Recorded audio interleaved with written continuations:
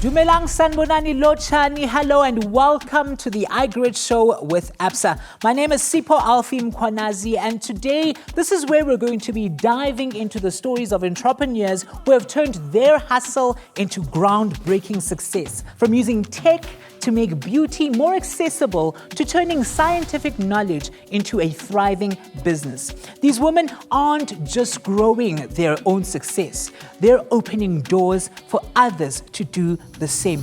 Hi, my name is Mathebe Ngwenya. I am the founder of Beauty on Tapp and all its affiliate brands like Pastry Skincare and Beauty. Beauty on Tapp is a fully fledged cosmetic retailer that caters to everybody from cleanser all the way to self-care products. For me, growing Beauty on Tapp and Pastry is really important over the next 2 or 3 years.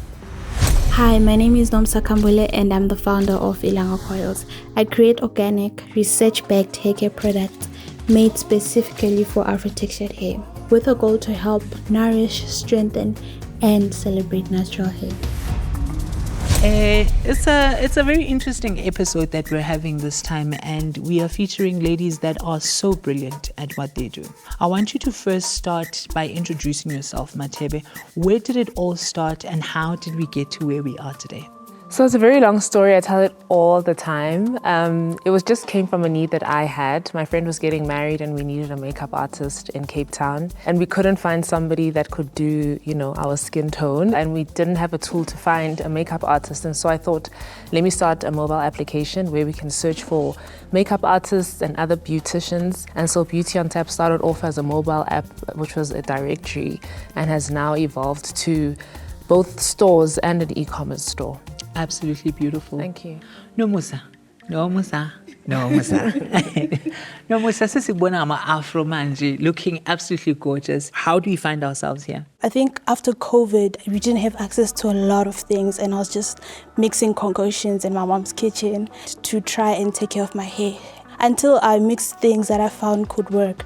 So I started with like a hair growth oil, and then I could see a difference in my hair because now it was easier to maintain this hair that was always hiding under braids.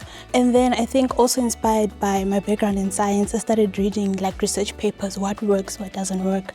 So it was a matter of trial and error, just trying it on myself. And then the actual reason why I started, I remember I got an email from uni. And then it was like, there's a competition. It was 100,000 rands. I was like, okay, this is fun. I'll need this 100,000 rands.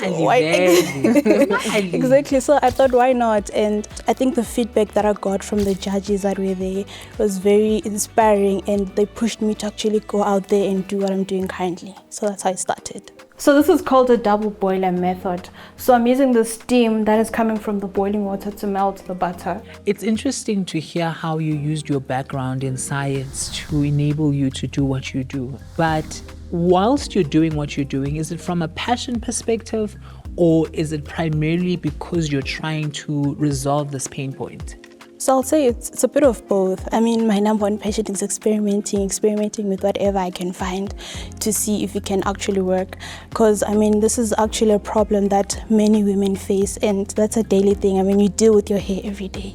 Mathebe, you're a chartered accountant. What about that, from your accounting background, made you know that Beauty on Tapp would definitely succeed? Part of my passion is creativity and creating and building brands. But I think the CA side of it, which is more financial controls, looking at working capital, analyzing financial statements, that's where my CA hat then plays a really big role in the business. But for me, the passion is more the creating side of stuff, but the CA skills that I've gotten really, really do assist in running the business as smoothly as possible. Did you struggle with financial issues when you started your business, or did you just, tap into that big check? Did you tap into that big check and you were like, good, this is an easy start, let's go right ahead? No, so I actually side hustled for 8 years. So I was working at an investment bank for 8 years whilst running Beauty on Tapp. It wasn't easy, it was difficult at the beginning. Beauty on Tapp wasn't, its first year it made no money at all. I think we made 200 Rand in the first year. So it's always been just contributing salaries to it from another job. And eventually that kind of paid off. Oh, Mathebe, this side is a fan fave on Twitter. They love her. Hey guys, this was my skin a year ago and this is my skin now. So these are products that I've seen trending on TikTok that I am just dying to try out. This is a conversation I was having with my friend when we were talking about your TikTok. I was like, she oozes so much confidence. Like, I wonder where she gets it from. Like, she's probably in therapy and she probably has her tools. Every single week, I'll bump into something with, oh my gosh, I've just tried this.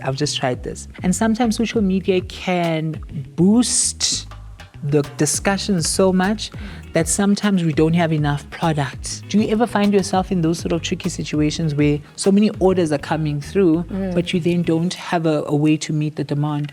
Yeah, so that's actually happened to us twice. So I think last year in December, our salicylic acid body wash trended a lot. Exactly, because I have two. It trended a lot and it sold out in December as our manufacturer was closing. And he was like, I can only get back to you guys 15 January. So for like 2 months, we were out of stock. And every time we would restock, it would just sell out. And I was like, guys, we need to make a plan. And that's when we then introduced the new washes, the glycolic and the lactic acid, which then alleviated some of the pressure on the other washes. And then earlier this year, with our anti-pigmentation roll-on, I did a video and it like went completely viral. I was just so shocked and it just sold out. You never really get it right, even if you have the first lesson, but it's just that you have to take that lesson and learn from it and just keep tweaking to say, what can I do better next time? I'm going to be getting glycolic acid once, right? Yeah, so good. Yeah. Nomusa, a young girl is sitting wherever they are and they feel they're not old enough to play with the big league. What would you say to that young girl? I would definitely say start now. Do it now when you're still young, when you still have the energy and the support of being probably at home or being supported by whoever's around you, because time flies and if you don't do it now, you're going to be now too old to do it. So I'd say start now. There you have it from our amazing entrepreneurs. I want to hear from the word on the streets. What's going on that side?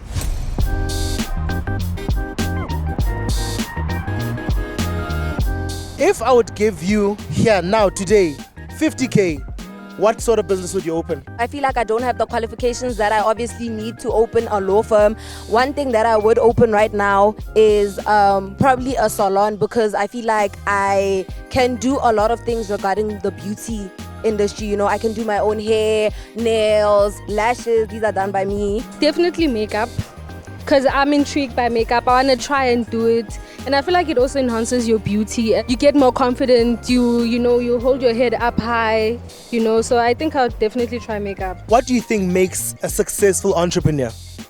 I think it's about risk-taking and strategic planning. I feel that's very important. That's one of the fears that I have with starting my own business, because obviously you don't always know if it's going to be a success. I feel like starting your own business also, it's just taking a risk, and I feel like as an entrepreneur, that is what being an entrepreneur is, risk-taking, The streets are talking and we are listening. Let's shift gears a bit and talk about those I grew it moments. These are the milestones that come after all of that hard work. What would you say your one I grew it moment was, where you're like, oof, yabona manje.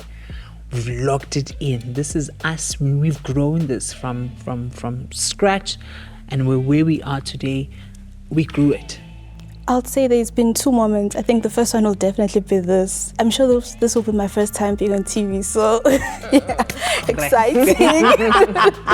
So that's very exciting for me. And I think one of the things that has been pivotal to me in my journey was a trip that I took to Rwanda. I mean, that was the first time in my life on a plane and going outside of South Africa, and it was an event for student entrepreneurs. So I think when I was there, it opened my eyes and it showed me that what I'm doing is actually relevant. That inspiration and being in that space, being motivated by others that are doing great things in the African continent, it definitely opened my eyes, because I also see where I could position my business, because when I went there, I went with a few of my products, and so many of the girls, they were so interested. I mean, other guys even bought the product. That's when I saw that this is actually bigger than me. You grew it. Yeah.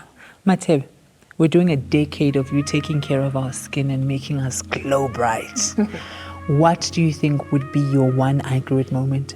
I think it was when we opened our Mall of Africa store and I saw my mom crying. Like, my mom has seen me achieve quite a lot, like even resigning and doing Beauty on Tapp full time. But when she walked into that store and she just bawled her eyes out, I think that was the moment I was like, wow, we actually did something here. And it was years. I mean, we only opened a store 8 years after operating. So it was just years of working and pushing. And so many people expect their businesses to just grow overnight quickly. So I think that moment was really just a testament to all the side hustling nights, you know, coming back from work at 8 and having to pack orders by myself till, you know, 11 p.m., waking up in the morning and having to drop them off at my parents' house so courier guy could fetch them. So that moment was just like, wow, like we did it. Sure. Every great success starts with a single step. Whether you're starting your journey or you're leveling up, keep learning, keep growing. And when you look back, you'll proudly say, I grew it.